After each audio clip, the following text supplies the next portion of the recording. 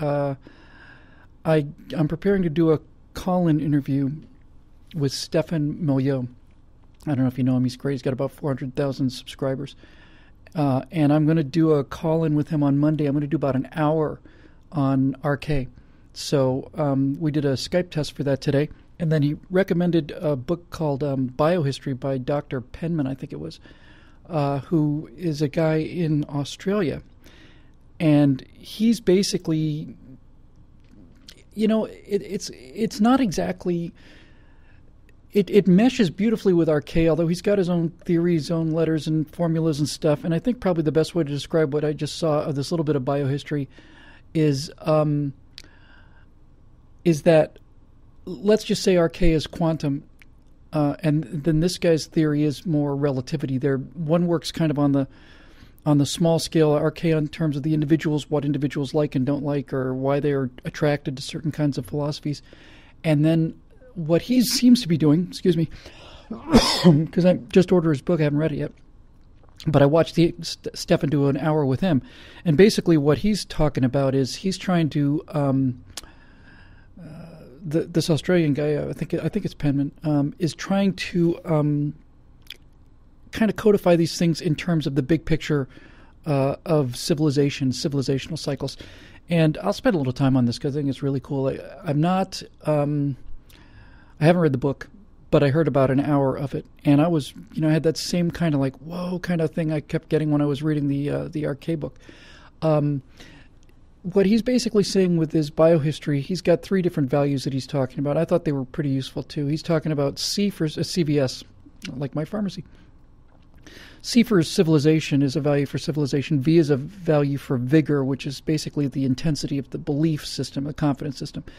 And S is for, it's like sustainability, I think. It's basically a longevity kind of thing. I haven't had that chat yet, by the way, but it's coming up on Monday. So here's basically what this Australian researcher was looking at. He was looking into something called epigenetics, which is the ability for certain genes to be selected under certain conditions and so on.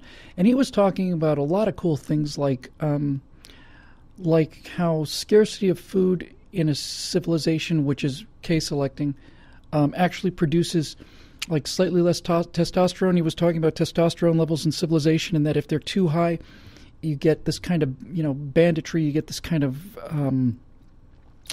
sort of relentless raiding and pillaging, and women are slaves and they're taken off in chains, and you're broken on the big wheel, and the highest calling in life is to hear the lamentation of their women as their village is set fire.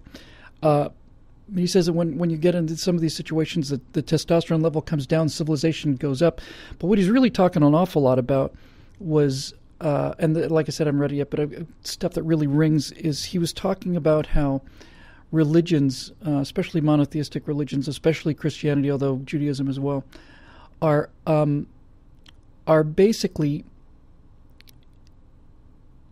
when they try to correct children at an early age. He said, again, I'm just kind of scattershot here. Sorry about that. I'll be better when I read the book. But basically what he's saying is a lot of cultures, China, India, and certainly Muslim cultures, raise children so that the infants up until age 4 or 5 or 6 are completely coddled. They're just absolutely, let to run wild. The little baby can't do any wrong. And then all of a sudden, very severe punishments are put in place on them.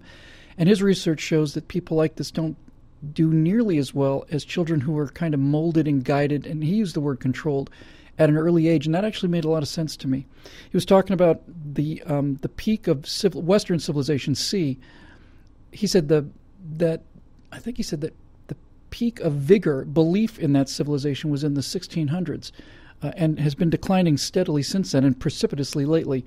But that when you had Victorian era civilization, European civilization, the British went around the world and they were determined they were doing good for everybody. They were certainly doing good for themselves, but they were bringing, it was the white man's burden. They were bringing civilization to those sitting in darkness. And there was so much vigor, so much V in the system that it really took off. But one of the many things he said in this treatise that I liked so much was he was so if civilization, if C is your level of civilization, we all know what civilization is. It's science and poetry and art and music, and it's respect for rights and freedom and individuality and all that stuff. He said civilization rises and falls, and there's a lot of variables that make the C factor rise and fall. But the one thing he said that really rang a bell with me was that vigor is much faster. It's a much faster determinant. It can come down much more quickly. And he said when a civilization's vigor goes down, the belief in the civilization, then the civilization level comes down pretty fast. But vigor moves much faster than civilization, and that's exactly what we're seeing now, I think. We're seeing Western civilization that has been losing confidence in itself since probably the 1700s, catastrophically losing confidence in itself since World War II. And all of this research that he's doing indicates the one thing that RK indicates on an individual level, and that is clearly that that the surest way to destroy a culture is to make it wealthy and secure. This is the mystery that I'd never understood before I read RK. I'm looking back at all these civilizations in the past that have risen and fallen. I've said it before, but I don't think I've ever had it quite as clear as I had it today. Let's just take the Romans, for example. The one thing that never made sense to me before RK and now this biohistory thing is why a civilization would collapse at the moment of its peak success. I mean, once the Roman Empire becomes the Roman Empire and there is essentially no more competition, Carthage has been defeated and the ruins are the ground's sown with salt so nothing will grow there. Once Rome is supreme in the world, you would think that without any competition, without having any significant external enemies, that's when the civilization would just go off. It would just go off exponentially, just take off. To be Romans on the moon. Romans on the moon, 1,000 years ago. And it doesn't happen that way. And it didn't happen with the Babylonians or the Egyptians or the Greeks or anybody else for that matter. And what the consistent determinant is wealth. When there's enough wealth, the discipline, and that's a word he used a lot, the discipline necessary to generate wealth starts to disappear, and then it starts to disappear very rapidly.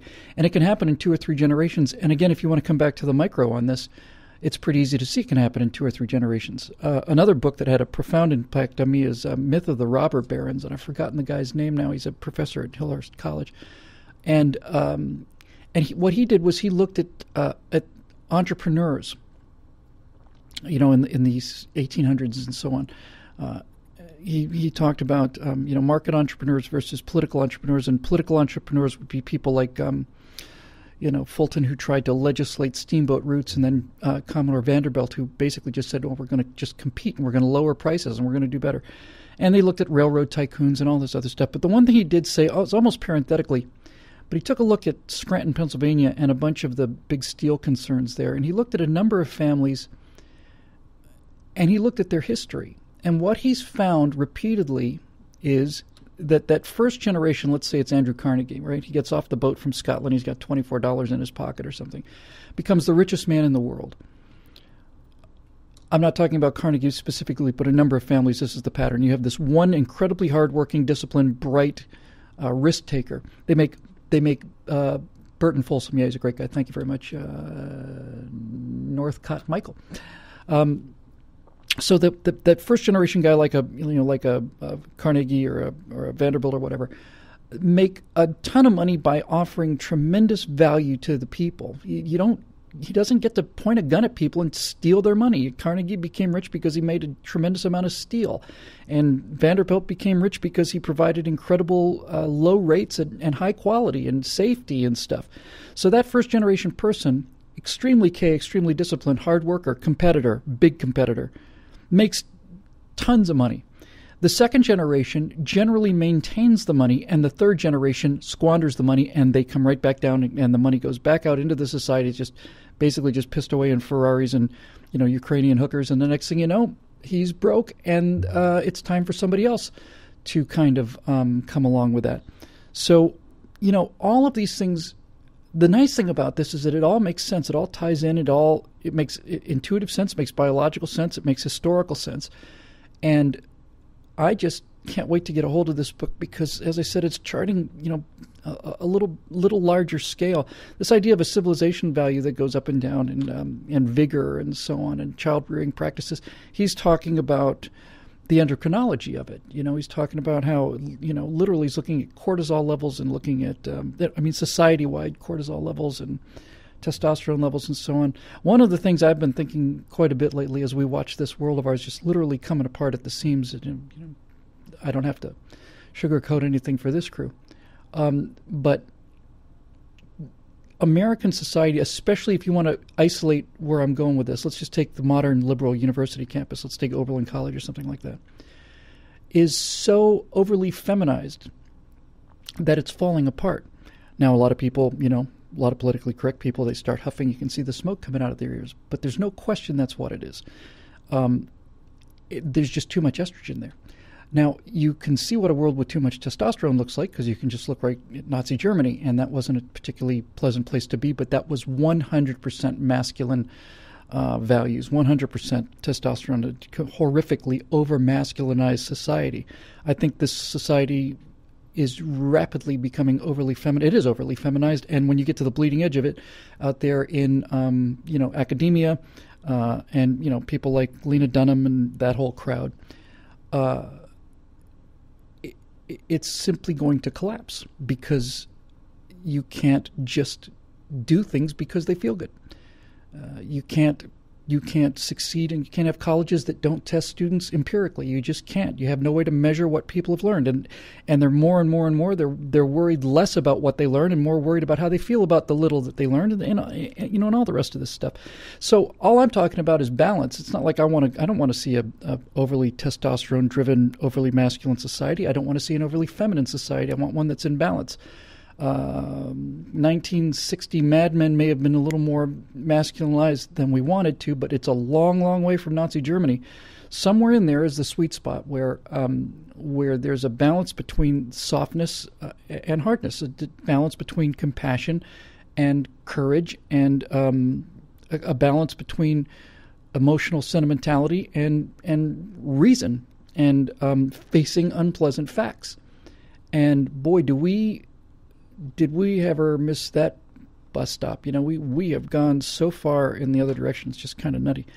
And all of these symptoms, look, we all know it, right? We know that you can't keep printing money forever. We know that we can't ignore this mass invasion from the south of the border, and now we're going to have 100,000 of these Syrian refugees. And, I saw these guys in the streets of Germany, or Italy, just a couple videos in the last month or two, and I couldn't figure it out at first. I see them, these Muslim mobs would basically rip a parking meter out of the cement, and then they'd use it to just they're bashing the ground with it. I thought, what are these people doing?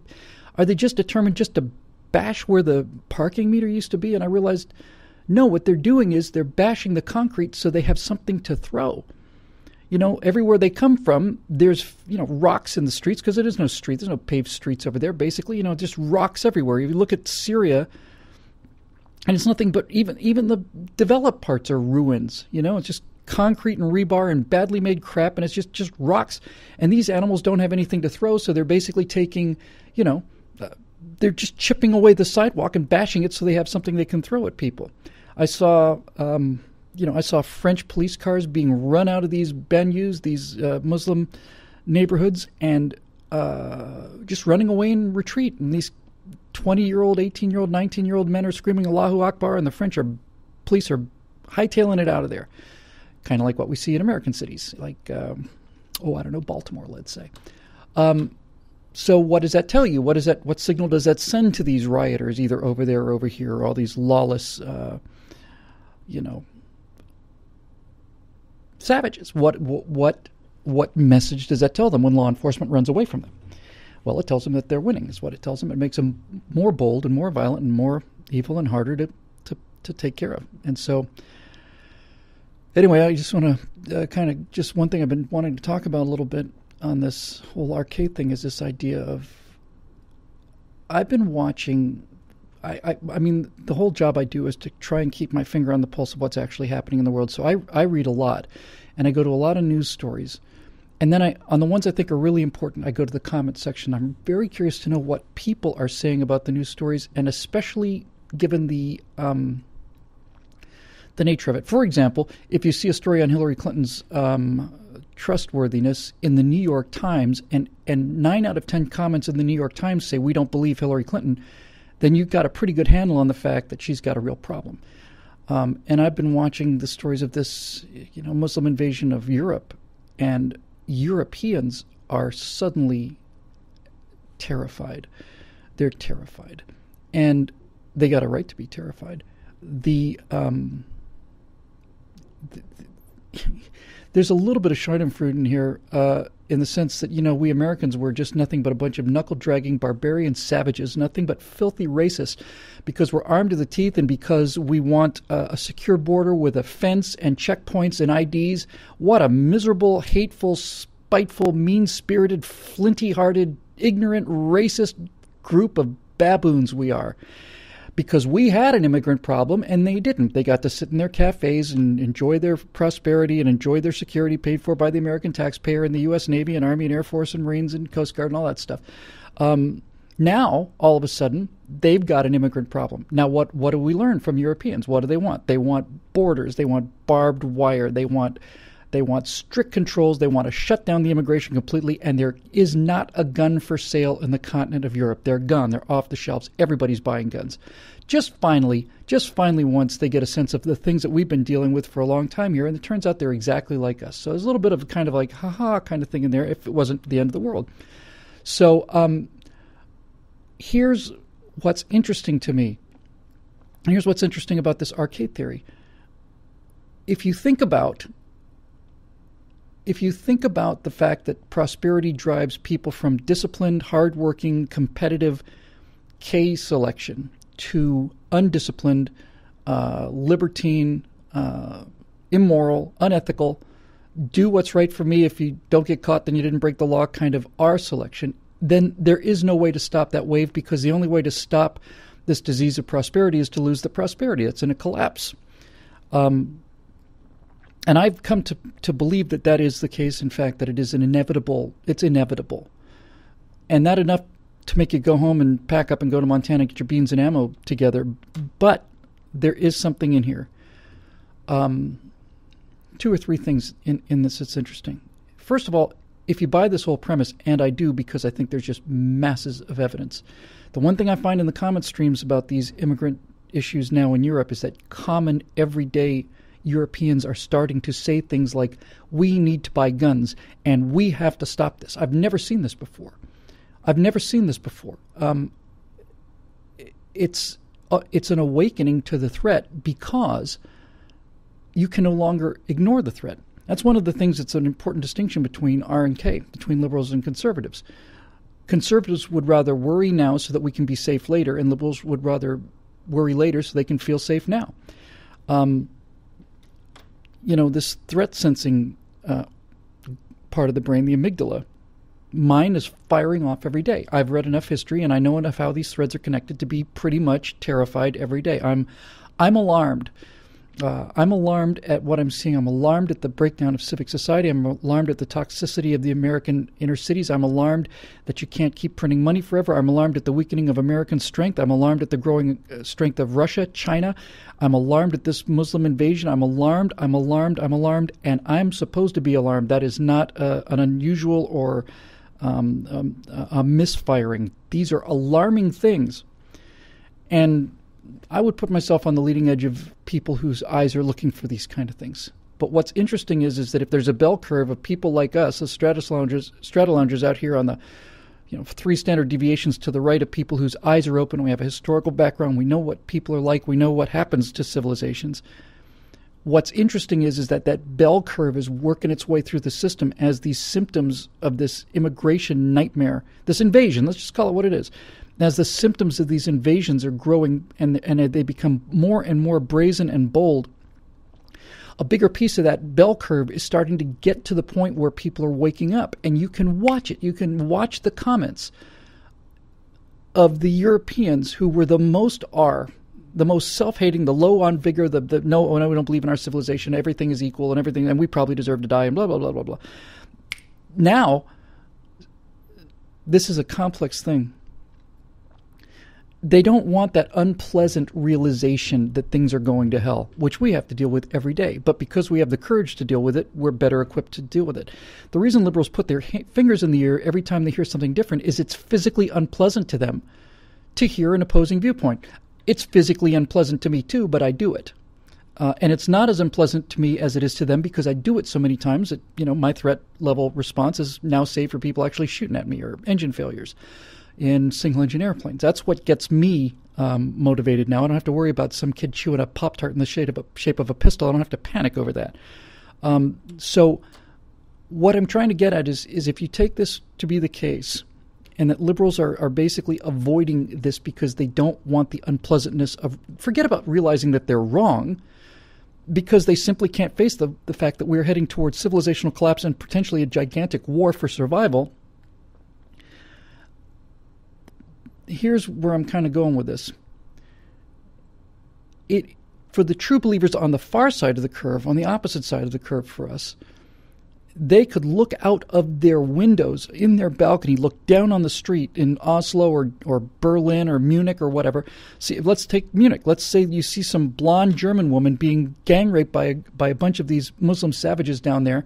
And for some people, they would rather ignore that, because to acknowledge it is to admit an even more painful reality than the painful reality of that. Does that make any sense? In other words, what these European progressives are being confronted with now is they're being confronted with this crime wave and this terror that's being introduced by these modern SA savages.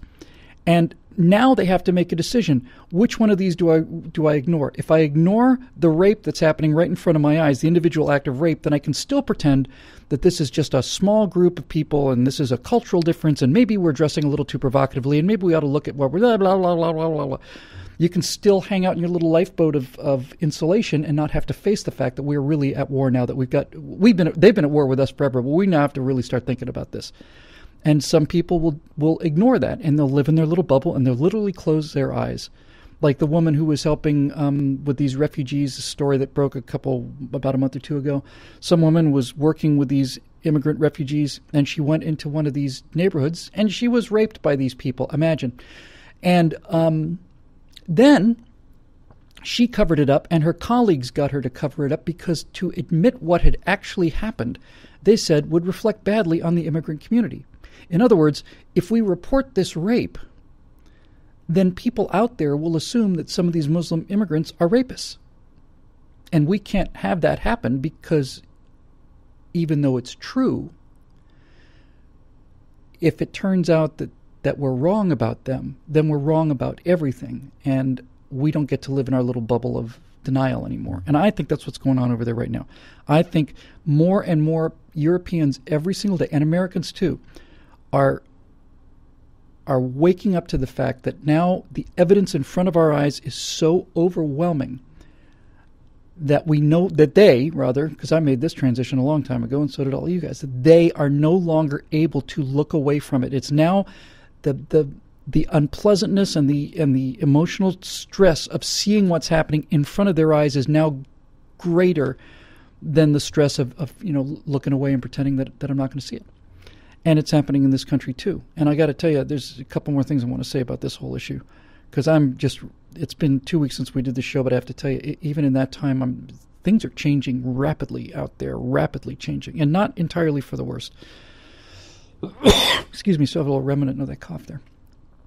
Here's some other things I'm beginning to feel. I think Europe is done with Islam. I saw a Pat Condell thing, and he's so clear sometimes, I don't agree with him about everything, but I agree with him about most things. And he's so clear. And he basically talked about Islam, and he said, they demand respect, they demand this, they demand that. And he said, not only have they not done anything to earn that respect, they've done everything possible to make sure they don't get any respect. And he basically said, no, we don't respect you, we don't respect your religion, we don't admire it, we don't like it, we think it's awful, and it's got to go.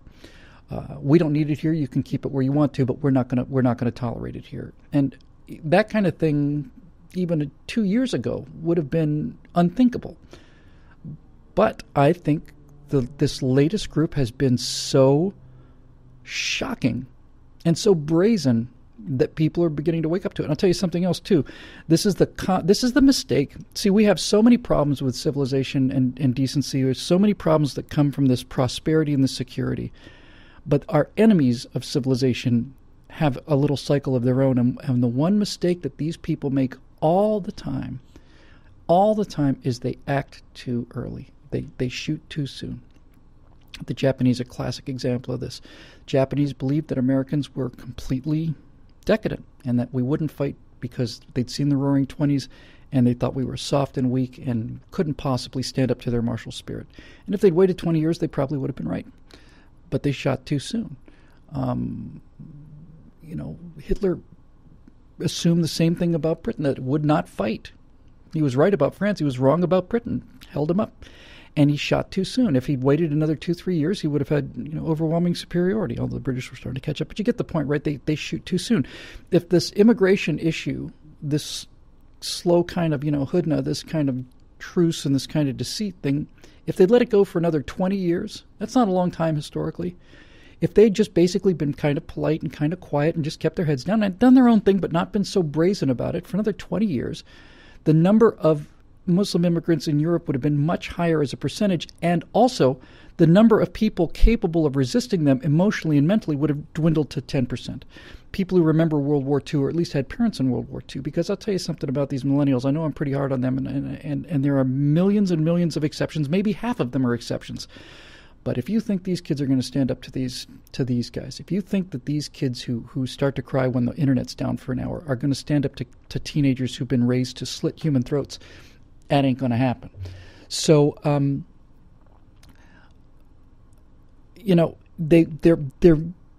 the reason they shoot too soon is they're convinced by looking at progressives that Western civilization is doomed.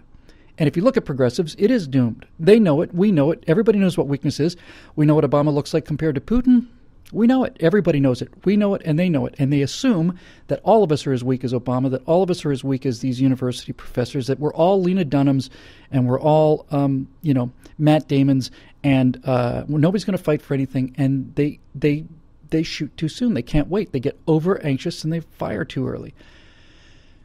And then what happens is those actions cause the society go from R back to K, because now there is in fact a threat. There is not an open field of clover forever with no predators. There's a threat. And you got to start thinking a little more K now. The fact that you can't buy a gun in Europe, that all the guns are gone, they're all for sale and sold, is an indication that Europe is going K like that, because there's an actual threat now that they can't ignore.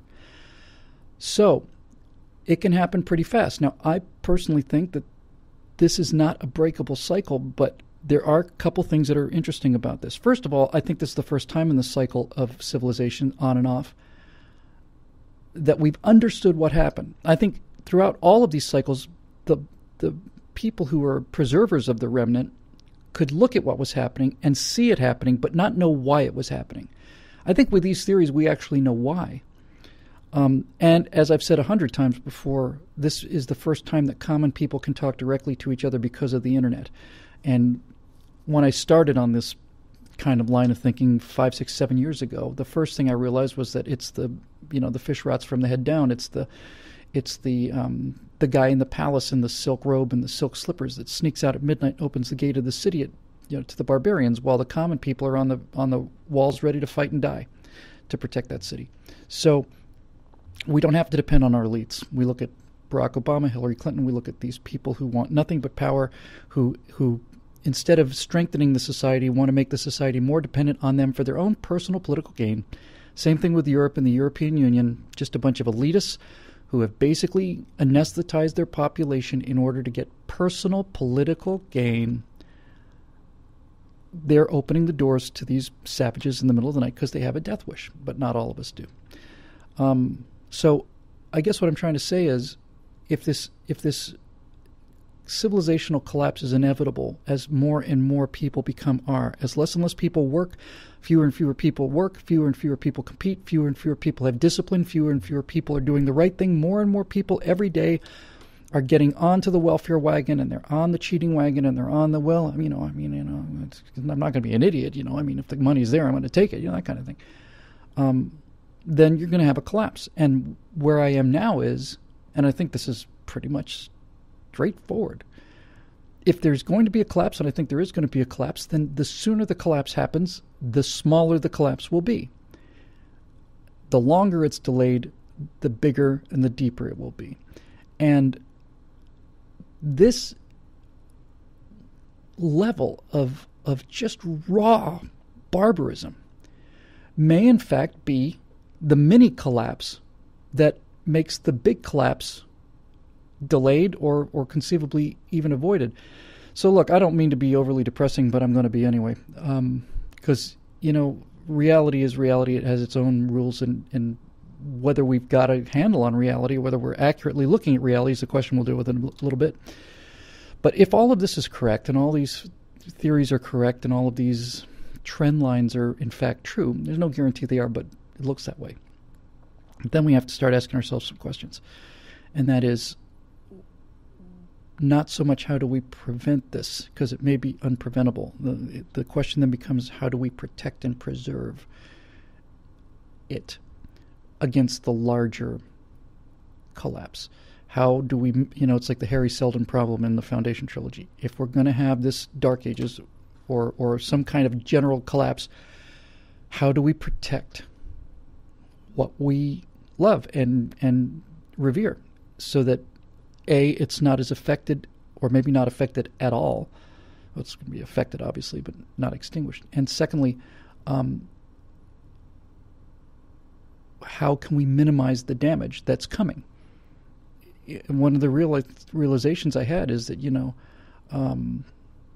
we may be it may be time for us to start thinking not like, Joshua or Moses. Maybe it's time for us to start thinking like Noah. So, if I ask myself about what kind of things I'd be working on right now, if I had a big piece of paper and a little bit of money behind me, I'd be working on several things. I'd be working on neighborhoods. I'd be working on sustainability. I would definitely establish a currency. I would establish a sound currency. And I've heard all kinds of great things about Bitcoin, but whatever that currency is, it cannot be electronic. I would start to establish a currency. That would be the first thing I would do, something that had value, as gold-based or whatever. And with the common sense resistance, which I might have to move forward, I have to start thinking about things like connecting people, and you can't just deal with online communities anymore, because you have to now start thinking about where are we going to grow some food? What is a defendable position? All this stuff. I don't mean to be so dark as all this, guys, but I know the reason you come into this room is because you feel the same way and you see the same things. And I will probably close this little opening rant of sweetness and light by saying I don't think it's inevitable, and I don't think it's too late. I do think that if Hillary Clinton is elected the next president, then that will be forget about the 4 years, right? Forget about the 4 years of additional damage. If somebody that mendacious and somebody that corrupt can be elected because of identity politics, then forget about the damage that she will do, because Barack Obama is not the problem. Barack Obama is the symptom of the problem. It's the people who elected him. That's the problem. If Hillary Clinton is elected, then I think it's time to start thinking very seriously about preserving this in ways that will be preservable. Because if we're going to continue to weaken our military, and if we continue to spend money that we don't have, and if we continue to buy votes and turn people against each other based on how much money they make, then it's time. And I'm not talking about a militia out in the hills, although we probably would need some of that. I'm talking about, what do we do? What do we do? How would we do this? On the other side of that wall back there is a hill, and on the other side of that hill is Los Angeles, and there's 7 million people back there. And there's not one of them in there, I don't think, that can grow their own food. Virtually very few of them are able to defend themselves or even understand what's going on. If all this stuff breaks down, that's not the direction I'm going. I'm going that way. And all I'm saying tonight, because obviously this is stuff that's going to just take a lot of thought and a lot of time and a lot of specialized stuff, but all I'm saying tonight is it's a horrible idea. It's an idea that just fills somebody with despair. But we face it or we don't. And when I talk about feeling things, and feeling is nothing mystical about it. It's just thousands and thousands and thousands of tiny little inputs, tiny little data sets. Comment from this person, somebody says this story over here, something over here, somebody this. I'm telling you,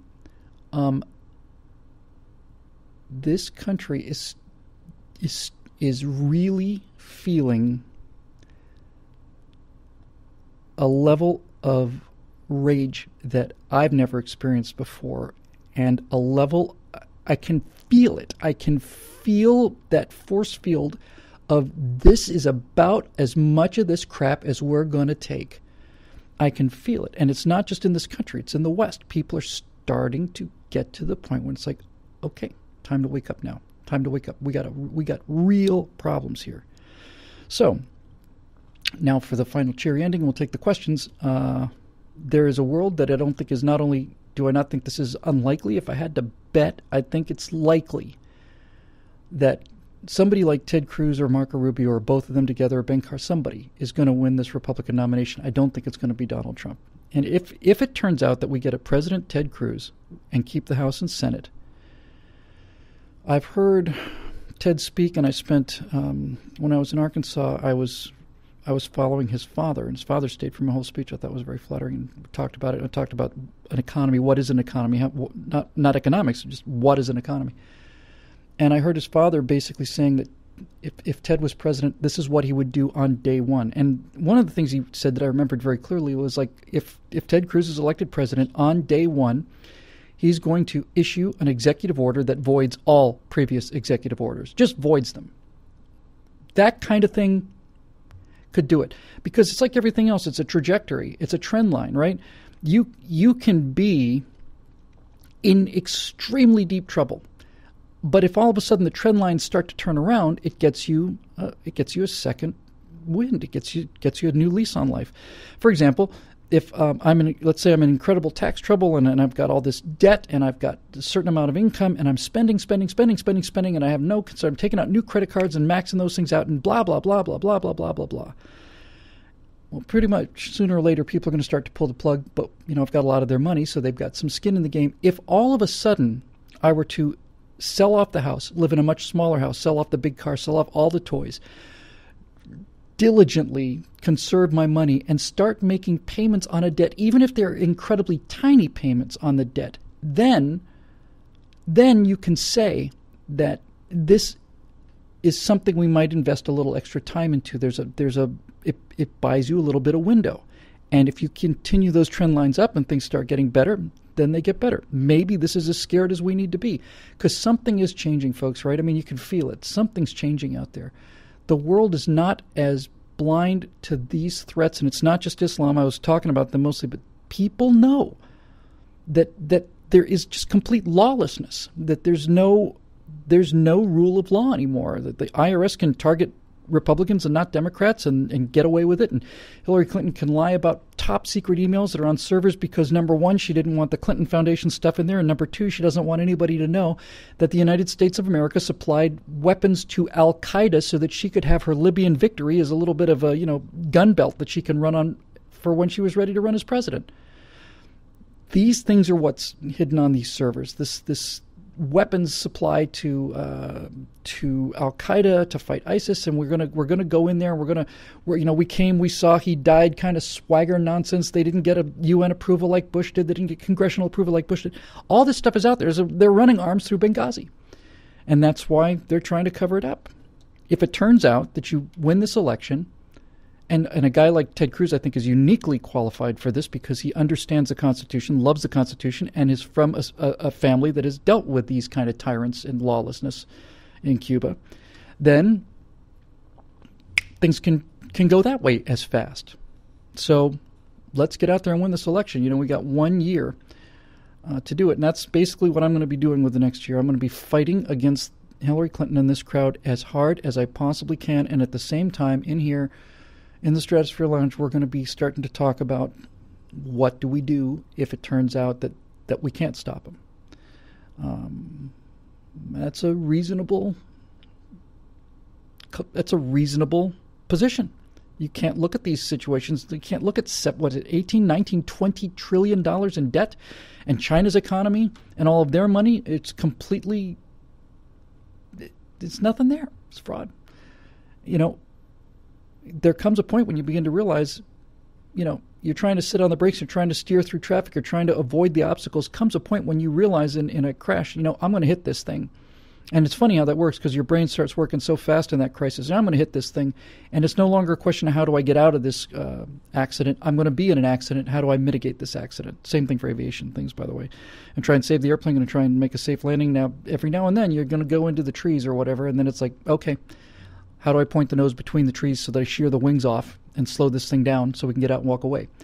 And by the way, I see up there, Wes Walker it says I'm a Canuck. We're terribly wrecked up here with the last election. Yeah, that's right. You elected Trudeau in Canada after all the progress you made in Canada, where you turned Canada into a much freer country than America, and a much more sound economy than America. And you do all these things that these conservatives did in Canada, and then immediately you throw it away with a Trudeau, with a 30-year-old Trudeau.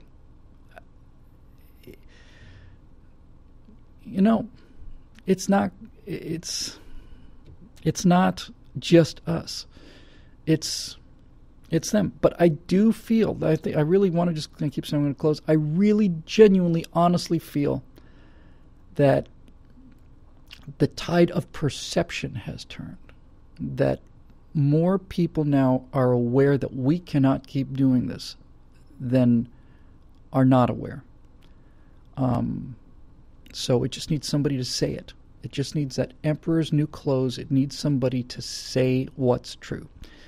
And that's what I'm going to keep doing. And hopefully with your support, that's what we'll keep doing. And that's so much for my opening remarks.